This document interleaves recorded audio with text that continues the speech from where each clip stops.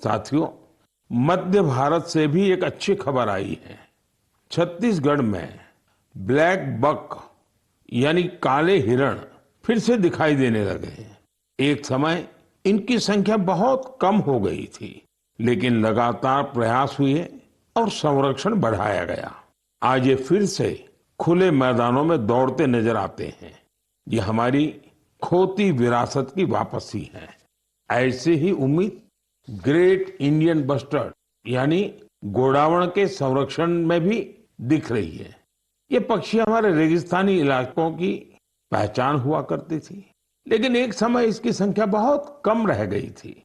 हालत ये थी कि ये पक्षी लुप्त होने की कगार पर पहुंच गई थी, लेकिन अब इसके संरक्षण के लिए बड़ा अभियान चल रहा है। वैज्ञानिक तरीके अपनाए जा रहे हैं, प्रजनन केंद्र बनाए गए हैं और अब नए जीवन की शुरुआत दिखाई दे रही है। साथियों, प्रकृति और मानव अलग नहीं है, हम एक दूसरे के साथी हैं। जब हम प्रकृति को समझते हैं, उसका सम्मान करते हैं और उसके साथ मिलकर चलते हैं, तो बदलाव साफ दिखाई देता है। आज यही बदलाव देश के कोने कोने से नई उम्मीद बनकर सामने आ रहा है।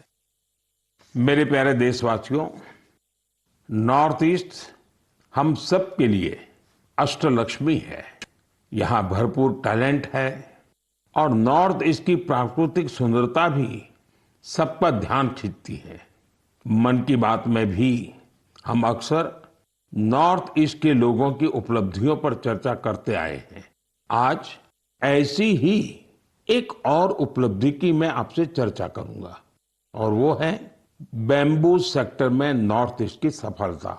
साथियों, जिस चीज को कभी बोझ के रूप में देखा जाता था, वह आज रोजगार, कारोबार और इनोवेशन को नई गति दे रही है। हमारी माताएं, बहनें इसकी सबसे बड़ी लाभार्थी हैं। आपको ये जानकर हैरानी होगी कि बैम्बू की परिभाषा बदल देने से कितना बड़ा परिवर्तन आया है।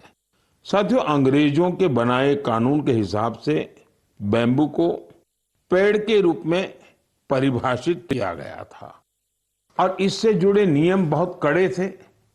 कहीं पर भी बैम्बू को ले जाना बहुत मुश्किल था। ऐसे में यहाँ के लोग बांस से जुड़े काम धंधे से दूर होते गए